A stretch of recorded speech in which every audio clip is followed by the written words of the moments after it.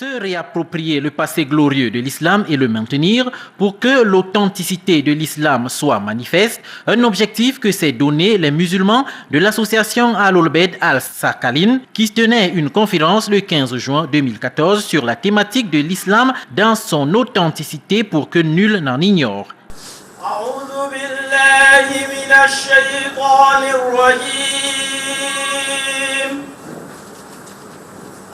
بسم الله الرحمن الرحيم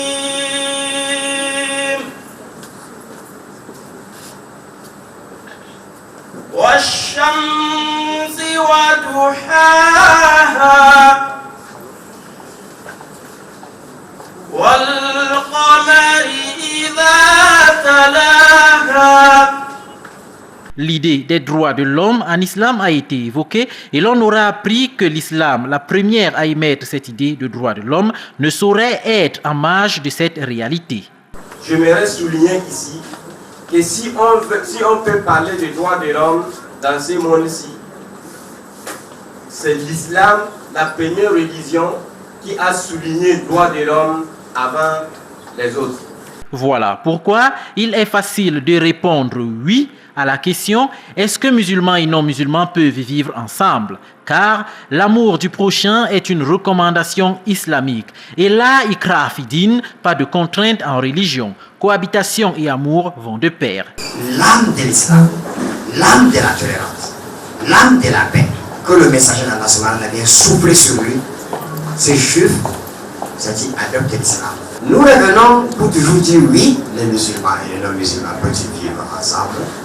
Et ils ont toujours vécu ensemble.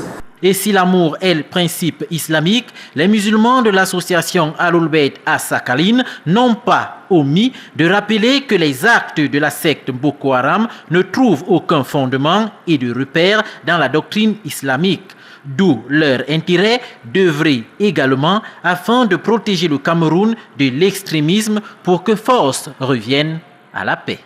على خدي دموع الشوق يجريها العذاب تباغتني أمام البدر في الليل الحزين معاناتي بكاء القلب من طول الغياب وأسئلتي أراض أنت يا ابن الأكرمين على خدي دموع الشوق يجريها العذاب تباغتني أمام البدر في الليل الحزين معاناتي بكاء القلب من طول الغياب وأسئلتي أراض أنت يا ابن الأكرمين ما بين اعتذاراتي أسراب السنين ترجو يومك الآتي يا ضوء اليقين ما بين اعتذاراتي أسراب السنين ترجو يومك الآتي يا ضوء اليقين حزني حين تنساني بحر دون شطآن يا مشكاة أوطاني طال الاغتراب كلما هم الدعاء مني يطلب الإيابة ينحني إليك بحر حزني يذرف العتابا كلما هم الدعاء مني يطلب الإيابة ينحني إليك بحر حزني يذرف العتابا يا أنيس وحدتي يا مدار لهفتي يا أنيس وحدتي يا مدار لهفتي عن سؤال أدمعي وجفني لم أجد جوابا بقلبي يا طبيب الروح للشوق احتداء وفي صدري أفاق البحر. الشيطان الرجيم.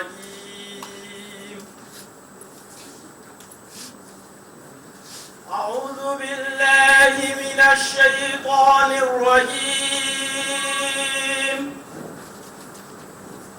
بسم الله الرحمن الرحيم.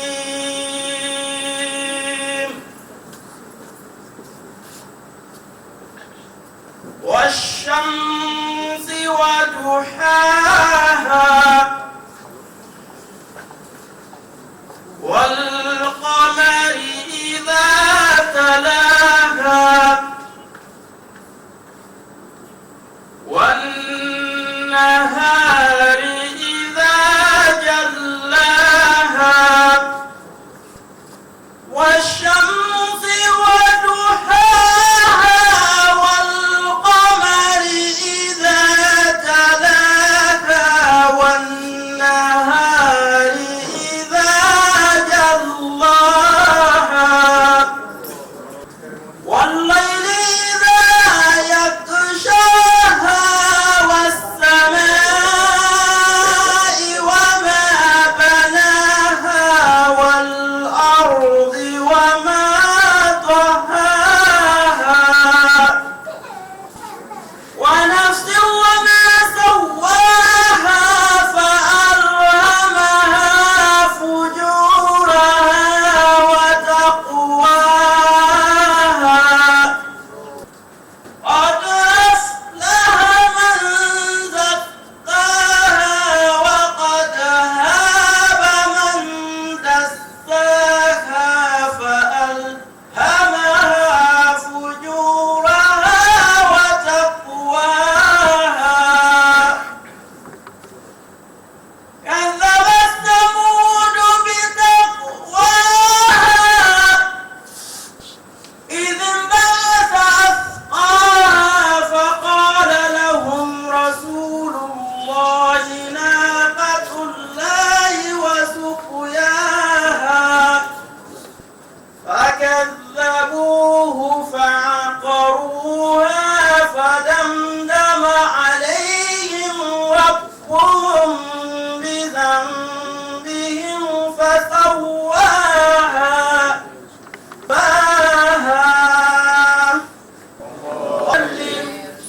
وزد وبارك على رسول الله يا رسول الله وأصحابه سيدنا وحبيبنا وطبيب نفوسنا وسر وجودنا أبي القاسم المصطفى محمد.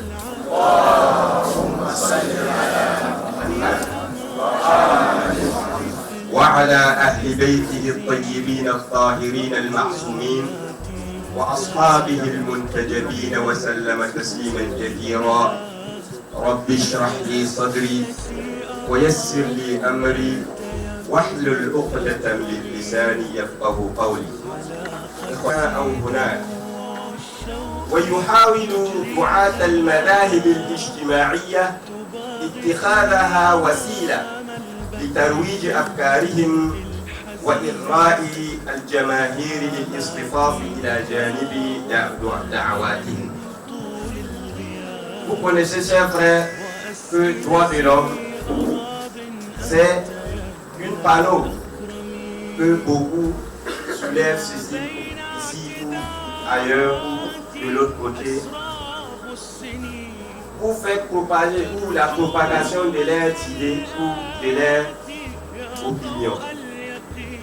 Donc, raison pour laquelle ceux qui n'ont pas la puissance, c'est-à-dire les moins, les faibles, les grands puissants utilisent ceci pour les opprimer en plus. Et particulièrement, on attribue l'islam comme la religion qui ne respecte pas les droits de l'homme. Donc, raison pour laquelle j'aimerais souligner ici que si on peut parler des droits de l'homme dans ce monde-ci, c'est l'islam, la première religion qui a souligné le droit de l'homme avant les autres. Cela veut dire qu'on ne veut pas dire que les autres religions n'avaient pas le droit de l'homme. Mais écrit comme droit de l'homme, vous allez voir ensemble que c'est l'islam qui est le premier à mentionner ceci et l'histoire va vous montrer ceci. لقد أصبحت لائحة الحقوق محط اهتمام المؤسسات الدولية والمنظمات الإنسانية وأضحى الاهتمام والتسابق على أشدها لحشد التعيين المنابر الفكرية والثقافية فقد ظهر منظمات عالية أخذت على عاتقها الدفاع عن حقوق الإنسان ووقف منظورها الخاص. Donc, comme un peu partout, les gens parlent des droits de l'homme et chacun essaie de cela maintenant pour appeler les gens et s'allier derrière eux. Et qu'est-ce qui va se passer? Les ennemis de l'islam ont profité de cela pour faire comment? Pour détruire l'islam en disant que l'islam ne respecte pas les droits de l'homme. Mais ils ne font pas prendre ça de rien. Cela veut dire que les gens vont observer quelque chose, cela veut dire dans les États, un peu qui se disent État islamique. Cela veut dire, je vais parler particulièrement des Arabes ou des pays arabes. Donc, ils voient les pays comme l'exemple de l'islam. Cela, ils connaissent bien. Et il y a une grande différence entre Arabes et musulmans. C'est entre les pays islamiques et les lois islamiques, c'est-à-dire l'État islamique. C'est ce qu'on se comprend. Donc, ce gens-là ont fait comment? Ils ont jonglé pour faire voiler les gens d'islam et présenter comme c'est l'arabe ou les arabes qui représentent l'islam. Et dans le monde arabe, vous voyez qu'il y a un peu de désordre, comme dans le monde entier. Et on dit maintenant que voici les musulmans ne respectent pas les droits de l'homme, et voici. Tout cela pour faire comment? Pour que les gens voient l'islam comme une religion de désordre. Parce que quand on parle des droits de l'homme, on parle de quoi? Là où l'homme doit vivre en paix, dans la tranquillité, et dans la sincérité, et dans la fraternité. Donc c'est l'ensemble de tout ça qui concerne le droit de l'homme. Droit de la vie, droit de l'égalité, un peu de tout. Donc quand il dit que l'islam ne respecte pas cela, et que l'homme fait de ça pour vivre sur terre tranquillement, donc cela veut dire que l'islam n'est pas la religion qu'on doit suivre. Donc ceci va les permettre à combattre l'islam. Raison pour laquelle nous vous disons attention, de ne pas tomber dans les pièges qu'on vous a mis. Donc l'islam parle bien, est riche dans le respect des droits de l'homme. Et si on veut être clair dit, les gens qui parlent des droits de l'homme ont figé les droits dans l'islam. Cela veut dire quoi? Parce que si vous cherchez l'histoire des droits de l'homme, vous allez trouver que ça a commencé après quoi? La grande révolution française entre les mains de Emmanuel Joseph, Joseph VI. Et ça, les droits de l'homme en islam concernent quoi? Cela veut dire que ceci. Il y a trois grandes choses que nous allons mentionner. Droits de l'homme, et on va revenir et parler sur la première particulièrement. Donc, الحقوق العامة للإنسان والحقوق الاجتماعية ذات الصبغة القانونية وثالثا الحقوق الاجتماعية ذات الصبغة الأخلاقية. Première des choses, c'est le droit de l'homme général, droit de l'homme d'une façon générale. Deuxième des choses, c'est le droit de l'homme d'une façon sociale, qui a un ton judiciaire, de la loi. Troisième chose maintenant, c'est toujours le droit de l'homme social, qui a un ton moral, c'est-à-dire d'équité. Et si nous allons voir dans le droit de l'homme, de sa façon générale, vous voyez un peu de quoi? Droit de vivre, droit de la vie. وحق الكرامة, droit de quoi? L'honnêteté, c'est l'honneur, pardon, l'honneur, la dignité. Et vous voyez dans cela, droit de l'éducation et droit de l'enseignement. Et vous voyez encore droit de penser. Et vous voyez encore droit de l'expression, c'est-à-dire ce que l'on parle maintenant, hein, liberté d'expression. Toujours, tout ceci, c'est des bases, ça a des bases dans l'islam. Jouir avec quoi? La sécurité. Tout ceci, c'est quoi qui ont la base de noble Coran. Droit de liberté de culte, c'est-à-dire l'homme est libre de choisir sa propre religion. Droit de l'égalité, qui est le principe, ce que les droits de l'homme appellent. Droit d'habitation et droit de vote, il y a beaucoup de droits qui concernent le droit de l'homme d'une façon générale. Et en tout, ça se regroupe dans quoi? Dans le droit de la justice. Parce que vous voyez que c'est la justice qui regroupe un peu de tout ça. Et même le prophète n'a pas été envoyé rien que pour mettre la justice sur terre. Donc on peut revenir un peu parler de tout ça. Mais si on veut voir le deuxième côté des droits de l'homme qui a un ton judiciaire, c'est qui croit Wahakul Yatim, droit de l'orphelin, Wahakul Asir, les droits de quoi? Des captifs, des guerres, Wahakul Fukara, Wal Masakin, droit des opprimés, les droits des pauvres. Parce que vous voyez que les droits de l'homme, c'est basé, même c'est pardon, les droits de l'homme. Parfois on parle des guerres, là où il y a la guerre, mais parfois on parle là où c'est-à-dire la paix. Troisième maintenant, c'est beaucoup de l'insan qui a un ton éducatif.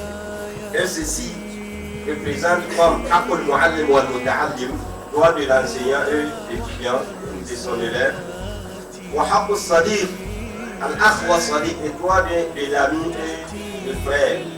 Wahakul Jalis, même droit de son celui qui allait, tu t'assois avec lui, c'est-à-dire Al-Jalis, ton voisin. Wahakul Nasir wal Mustansi, et droit de quoi? De celui qui te demande des conseils, c'est-à-dire islamiquement, toutes ces personnes ont des droits sur toi.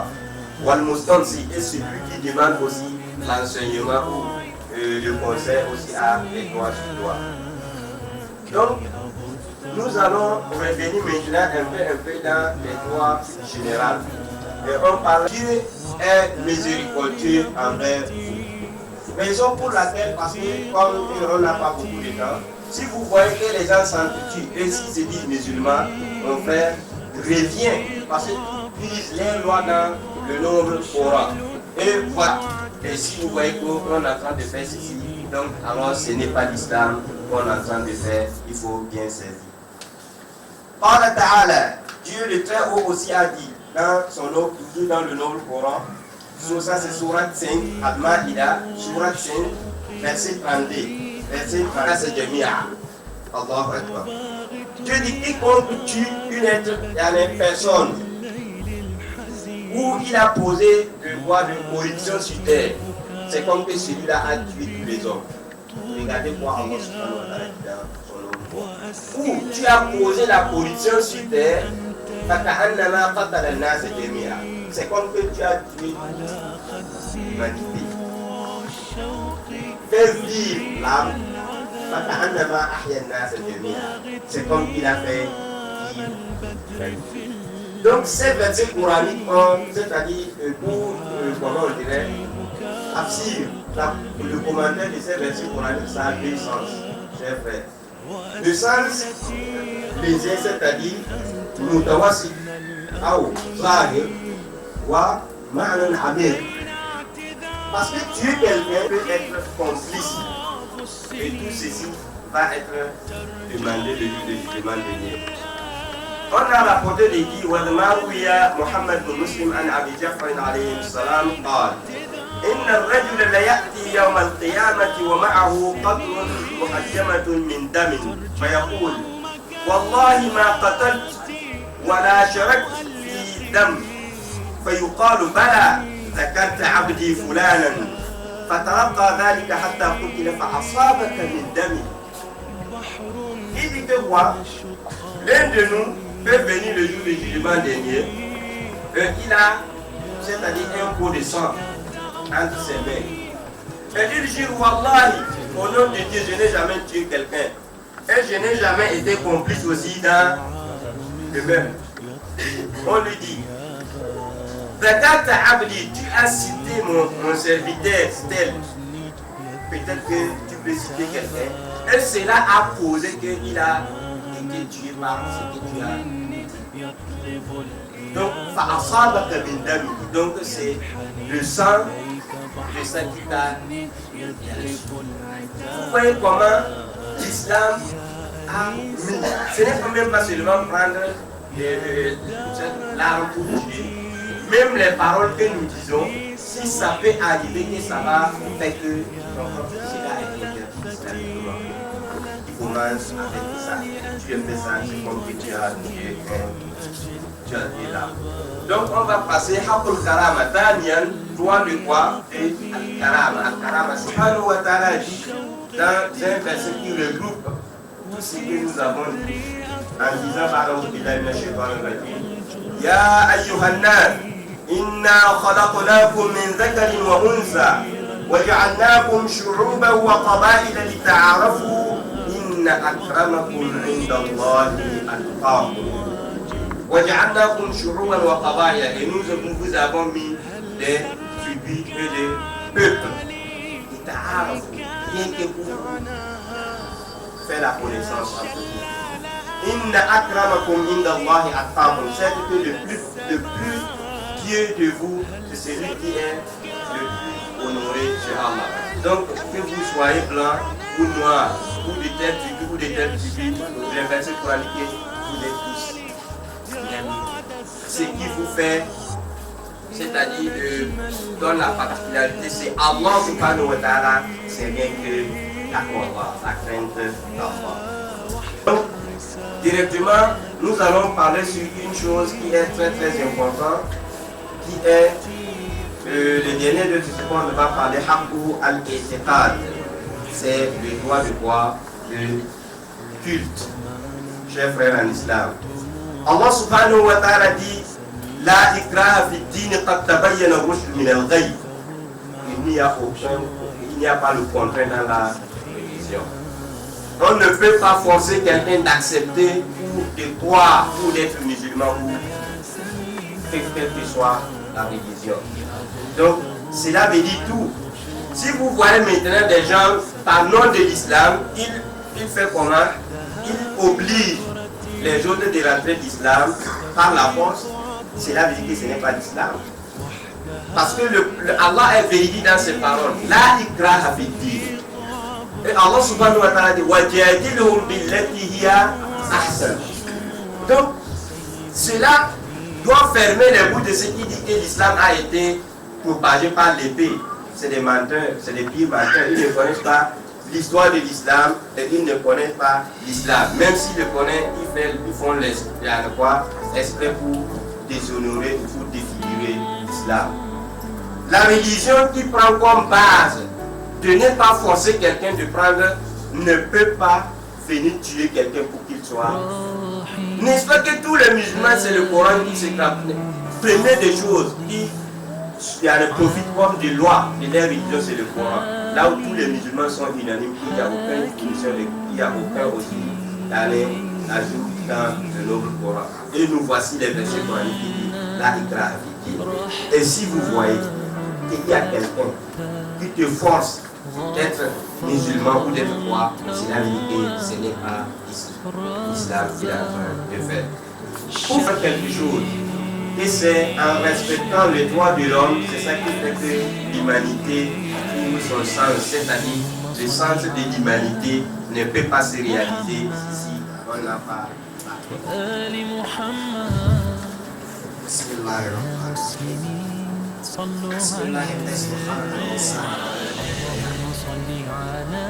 الصلاة والسلام على أشرف المرسلين أرحب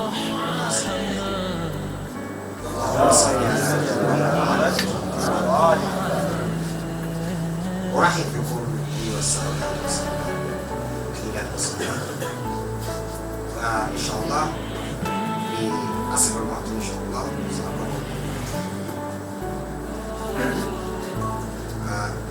on a a lot of j'ai comme sujet ou sous-titre musulmans et non musulmans peuvent ensemble. Alors, à ce sujet, nous répondons oui. Il me revient à l'esprit de façon voilà, a dit ceci. وإن أحد من المشركين استجارك فأجره حتى يسمع كلام الله ثم أبلغه مأمنه.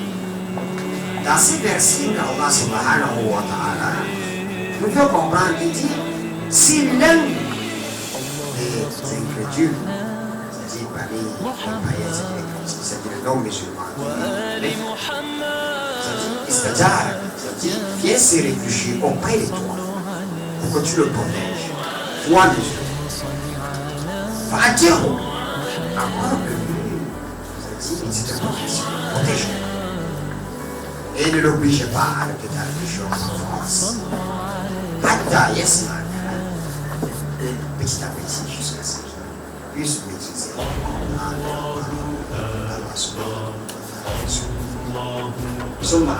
ta'ala. Cette sécurité qui cherche vraiment à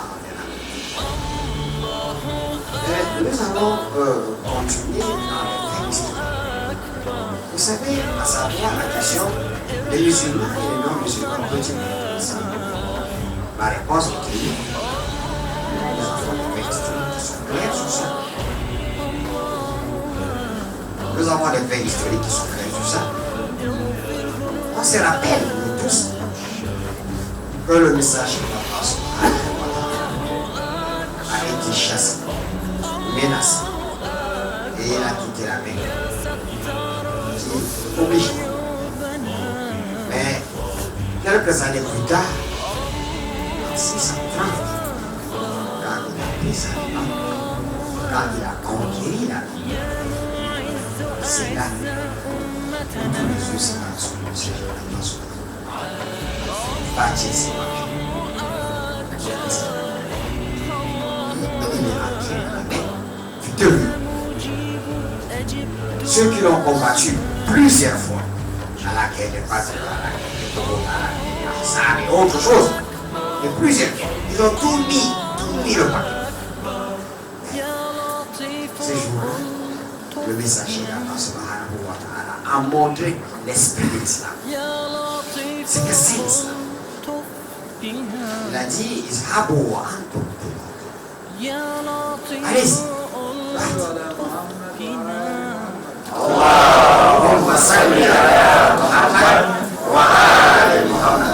Il a dit, allez-y, vous êtes libres. Il les a laissés là. Il n'a obligé personne à accepter l'islam, à adopter l'islam. Il les a donné la liberté. Il les a affranchis. Alors qu'il avait le dessus. N'importe quel chef de guerre à l'époque, devait les massacrer, devait se venger. Et le messager a montré l'esprit de l'islam qui est la tolérance, qui n'oblige personne à adopter. Comment voyons-nous, c'est-à-dire les musulmans, à cette époque, vous pouvez avoir de bons exemples que les musulmans et les non-musulmans peuvent vivre. Ça c'est le premier modèle, le premier exemple donné par le noble messager vers les musulmans de son souhait. Et nous avons comme deuxième exemple, il y a un hadith rapporté, une histoire rapportée par les savants sunnites et par les savants chiites. Il n'y a aucune discussion. À savoir qu'il y avait un juif là. Ce juif se prenait un grand plaisir à pointer des épines sur le chemin que le messager d'Allah subhanahu wa ta'ala a prêté pour aller à la mosquée. Ce juif avait un grand plaisir à le faire. Et il mettait le messager chaque fois qu'il sortait. Et Et il continue son chemin. Cela n'empêchait pas au messager d'Allah d'aller à la mosquée, d'aller prier. Mais quelques jours après, le messager d'Allah a constaté qu'il n'y en a plus des amis. Une journée, 2 jours, il s'est interrogé ses proches.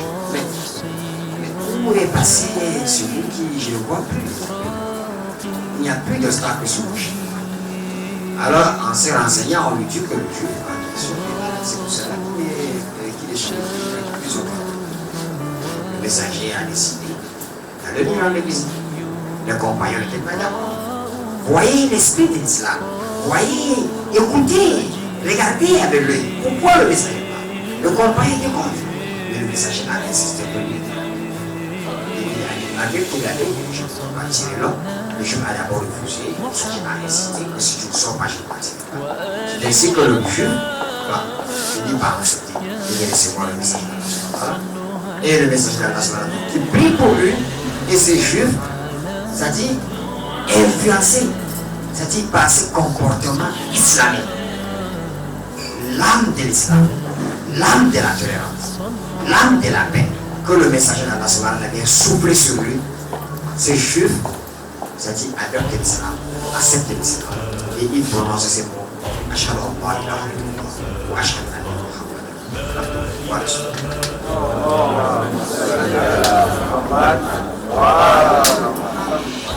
Nous revenons pour toujours dire oui, les musulmans et les non-musulmans peuvent vivre ensemble et ils ont toujours vécu ensemble pour retourner dans l'histoire. Nous savons qu'il y a eu l'Andalousie. Aujourd'hui, même dans les pays arabes et partout, les historiens qui soient, c'est-à-dire les occidentaux et les non, savent qu'en Andalousie, les musulmans et les juifs et les chrétiens vivaient côte à côte. Et c'est là pendant 400 ans, c'est des historiens avancés, 450 ans.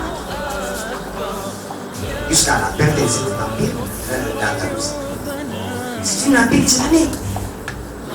Et il y avait la tolérance entre chrétiens et musulmans et juifs. N'oubliez pas que c'était les musulmans qui avaient la suprématie. Mais cela n'empêchait pas, les musulmans n'ont pas obligé les autres à adopter les religions. Ils vivaient en paix. Vous pouvez vérifier l'histoire de l'Andalousie n'est pas une histoire fausse, tout le monde le sait. Ce que j'avance est historiquement, c'est irréfutable. La même église qui servait à la prière de vendredi, servait à la prière, à la cérémonie, que le dimanche. Vous pouvez le vérifier. C'est comme ça. Regardez là-bas, écoutez l'appel à l'islam, c'est-à-dire la tolérance. Nous citons aussi une autre histoire. Vous vous rappelez qu'il y a eu des guerres entre les musulmans et les chrétiens, qu'on appelle les croisades. Vous vous rappelez que c'était pour conquérir, c'est-à-dire Beit el-Muqaddas, ou qu'on appelle Docteur Rocher, ou bien si vous voulez appeler la Palestine. Quand les croisés ont eu le dessus, qu'est-ce qu'ils ont fait? L'histoire le sait, je n'ai pas besoin d'entrer dans les détails. Mais si vous voulez plus d'exemples, ils n'ont même pas épargné les musulmans. Ils en ont tellement massacré et tué. Lisez les historiens, les orientalistes ont tellement parlé de ça. Mais quand Salahuddin Ayyubi a reconquéri Beit el-Muqaddas, qu'est-ce qu'on appelle? Appelé Saladin par les autres. Non seulement il ne les a pas massacrés, deuxièmement il les a donné la liberté du culte. Ça c'est l'esprit de l'islam. C'est ça l'islam. Ça a toujours été ainsi. Nous le savons. Et je cite une autre histoire. Vous savez, l'islam n'a jamais été menacé. Une menace qui est venue la terrifier comme la menace des Mongols. Les Mongols ont parlé. Ils ont massacré depuis les territoires. Ils ont tué un à un, ils ont pris tous les empires islamiques. Ils ont tué tout sur les chemins. Ils ont, c'est-à-dire tout ce que l'islam avait œuvré comme livre en sciences et développement, tout. Ils ont tout mis en pièces. Ils ont jeté à la mer morte, à la mer rouge, ils ont tout fait. Mais les Mongols ont vaincu les musulmans. C'est vrai que l'Égypte a réussi à sauver la face. à travers c'est-à-dire le sultanat des Mamelouks. Je ne veux pas revenir sur ça, mais là où ce qui m'intéresse, c'est que quand l'islam a perdu, c'est-à-dire militairement, perd la guerre contre les Mongols, mais l'islam va remporter la guerre, c'est-à-dire du côté éthique, moral. Alors les savants musulmans se sont dit, mais si nous avons perdu militairement, pourquoi ne pouvons-nous pas mettre, c'est-à-dire la morale, l'enseignement, et gagner nos vainqueurs? Et c'est comme ça que l'histoire a enregistré.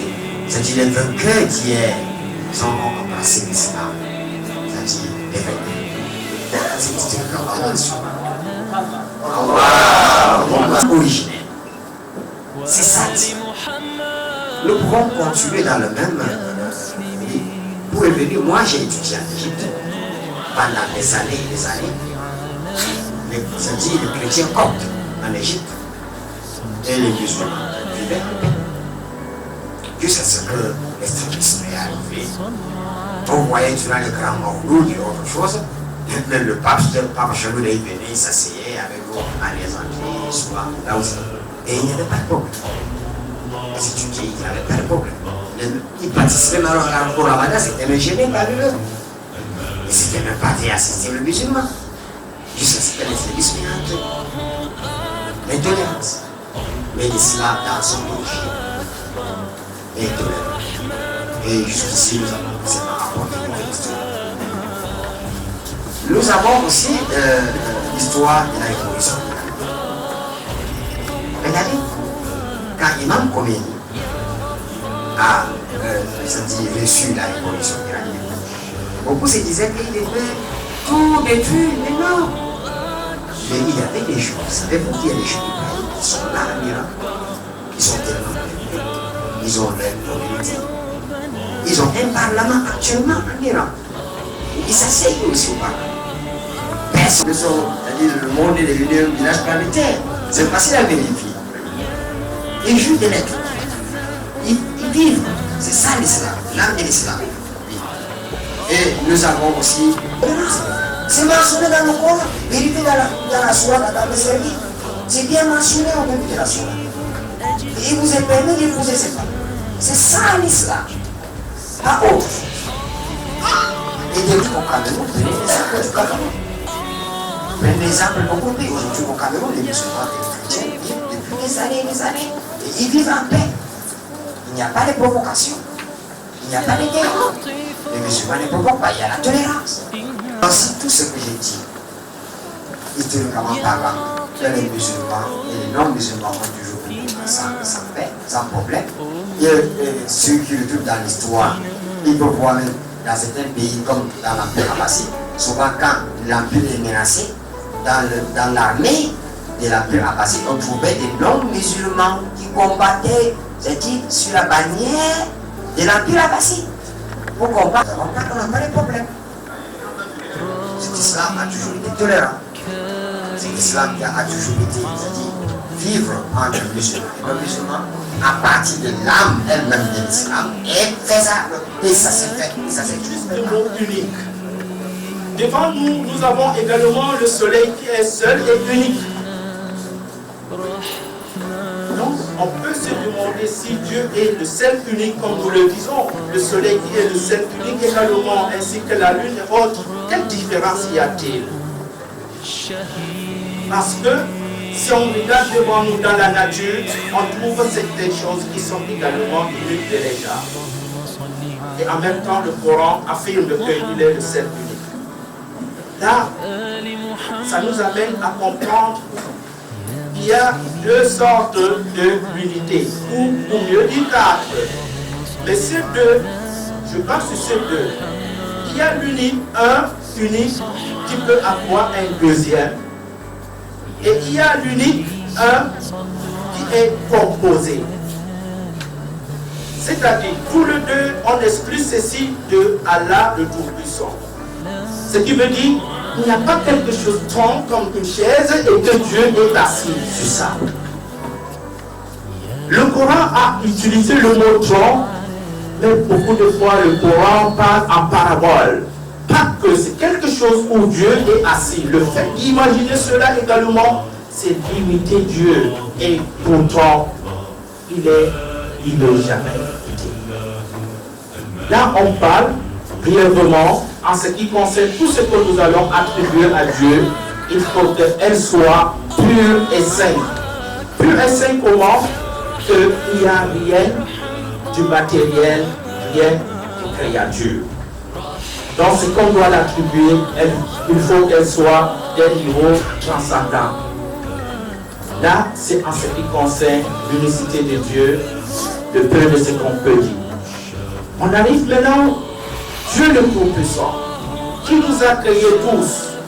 Et nous tous, nous sommes d'accord que c'est lui qui nous a créés. Mais la question qui se pose, pourquoi nous créer?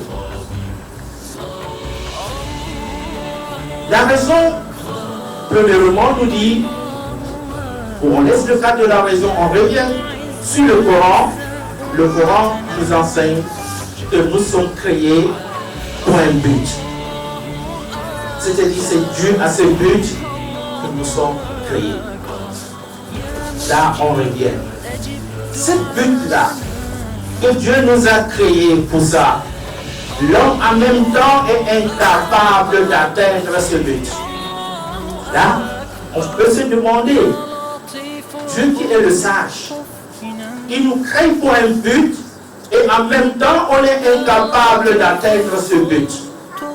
Là, il n'y a pas la sagesse. Et pourtant, Dieu est le sage. C'est lui-même la sagesse. C'est cette sagesse qui fait que Dieu, le Tout-Puissant, nous envoie certains parmi nous pour nous enseigner la voie de salut pour atteindre le but. Là, c'est l'un des buts que Allah nous a envoyé les prophètes. Il les a envoyés pour nous guider vers la voie de salut, la voie de la perfection, la voie de se rapprocher vers lui. C'est ça. Pour nous enseigner, pour nous faire connaître Allah. Car lorsqu'on connaît Allah, on l'adore. Lorsqu'on ne lui connaît pas, c'est ça qui nous amène à autre chose, le paganisme. Mais quand la première des choses, c'est de lui connaître, comme dit Imam Ali, si on arrive à le connaître, nous allons l'adorer. Qui nous fera, qui nous enseignera pour lui connaître et qu'on l'adore? Personne n'est. Nous tous, nous sommes incapables. Imaginez que le monde a vécu sans un messager d'Allah. Qui connaîtra comment adorer Allah? Personne. Donc le fait qu'il est sage et le but de la création, c'est de l'adorer, c'est de le connaître. Ça, on comprend la nécessité de l'envoi des prophètes. Car s'il n'envoyait pas, cela mettra un point d'interrogation sur la sagesse. Et lui, il est la sagesse même.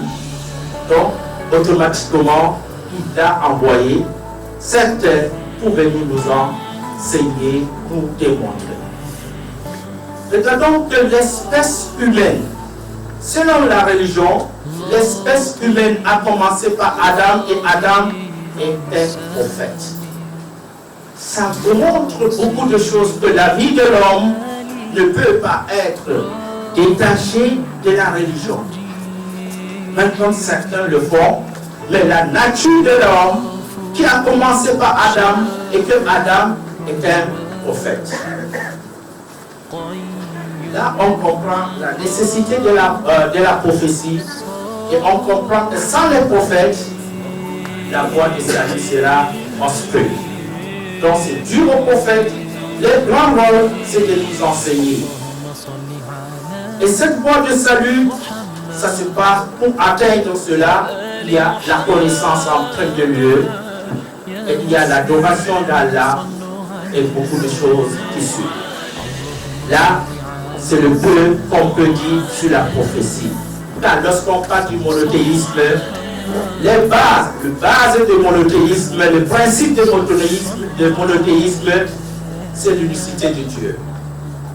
Musulmans, chrétiens, juifs acceptent cela.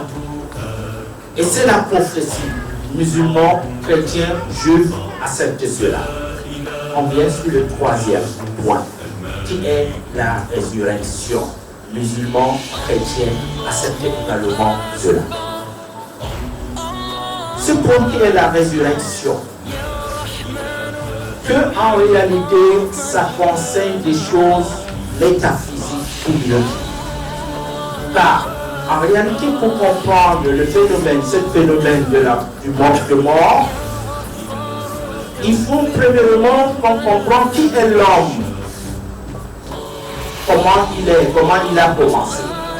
Nous voyons que l'homme a commencé de ces deux dimensions,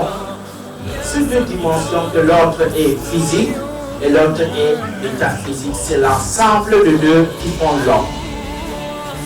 Et c'est ce mariage entre le métaphysique et le physique. Vous savez, il est déjà de tradition chez nous depuis quelques années d'organiser des conférences pour concrétiser, pour conscientiser la société camerounaise.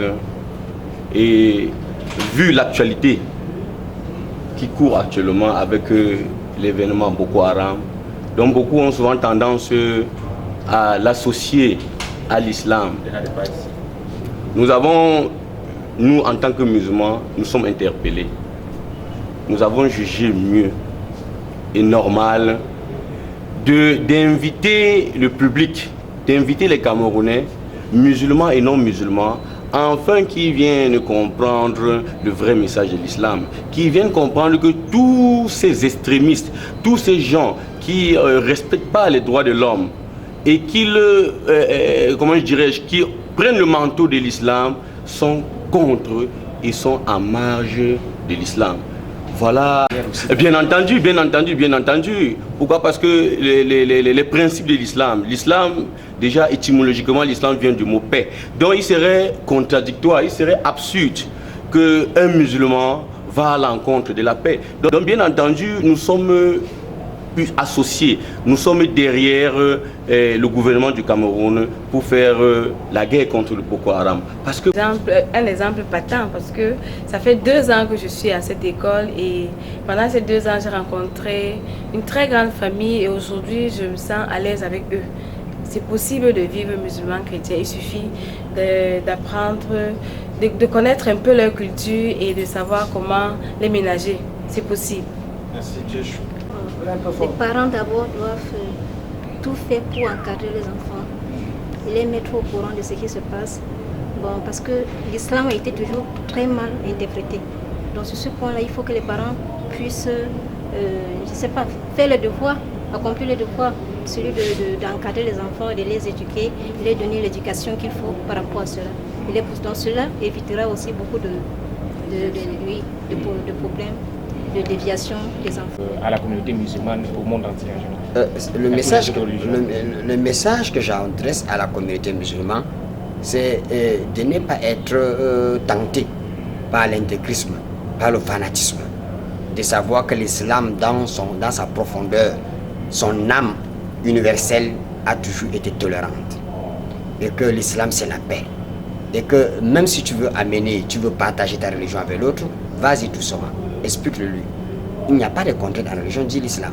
Et pour les autres qui sont des non-musulmans, je veux seulement les dire que l'islam qu'on voit à travers, c'est-à-dire commenté par les médias ou posé par les Boko Haram et autres, ce n'est pas l'islam. Le Coran peut enseigner quelque chose et que les musulmans puissent leur droit ou leur enseignement sur le Coran et on vient dire maintenant que l'islam ne respecte pas les droits de l'homme. Oui, si on peut le dire, c'est peut-être qu'ils ont vu ça, c'est les États des Arabes, ou c'est les pays arabes, là où ils voient qu'on ne respecte pas. Mais nous, on dit en fait, ce sont eux qui combattent contre l'islam, qui les ont posés là-bas, comme nous le connaissons très bien, c'est la politique qui joue. C'est-à-dire, ils fabriquent là quelqu'un, ils le mettent, et ils font ce que ça va avec eux, et ils ne parlent pas. Mais ce qui ne va pas avec eux maintenant, c'est ça qu'ils vont parler. Tout le monde le connaît. En réalité, ce qui nous a poussé à faire cette conférence, ou pour mieux dire, de choisir ce thème, car cette conférence, même l'année passée, on avait pu le faire. C'est quelque chose qui sera chaque année. Mais le thème, c'est dû à cette fléau qui se passe aujourd'hui dans notre pays et des pays voisins qui est le terrorisme, comme nous appelons ça l'injustice. C'est-à-dire, il faut lutter contre l'injustice de sa racine, en réalité. Mais quand on doit toucher seulement certaines branches et laisser la racine, l'injustice continuera toujours. Après ce conflit, ce que nous aimerions faire, premièrement, c'est les musulmans chiites qui ont eu beaucoup d'intention de ne pas entrer dans ce cadre-là. Et deux, de dénoncer tout ce qu'il y a de lien avec ce cadre, avec ce fléau, car il y a toujours cette délinquance-là. Si le gouvernement n'a pas fait son travail dans ce cadre, et que ceux-là qui sont injustes profitent de cet impact qu'il y a pour prendre des enfants et les donner cette mauvaise doctrine, nous tous nous sommes responsables. Il faut qu'elle accepte et il faut que le gouvernement fasse son travail.